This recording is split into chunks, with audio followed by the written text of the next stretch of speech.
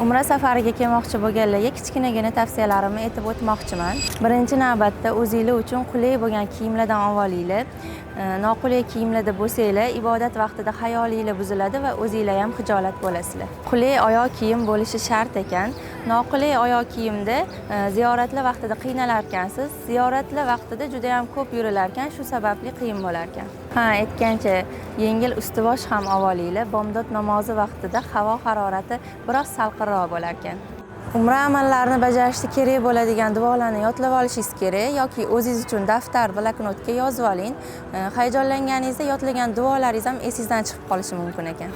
Mehmonxonadan tashqariga chiqadigan bo'lsangiz, albatta bejikingizni taqib olishingiz kerak. Sababi mehmonxonaga kelish yo'lini unutib qo'ysangiz, shu bejik orqali sizga yordam berishadi. Safar oldi uchrashuvga albatta borish kerak ekan. Safardan oldin kerakli bo'ladigan ma'lumotlarga ega bo'lar ekansiz va borayotgan joyingiz haqida ma'lumotlarga ega bo'lsangiz, hayajoningiz ham biroz bo'lsa-da kamayar ekan.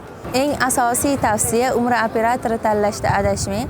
Ishonchli va litsenziyaga ega bo'lgan umra operatori tanlang. Bu umra safaringiz ishonchli va xavfsiz o'tishini ta'minlaydi.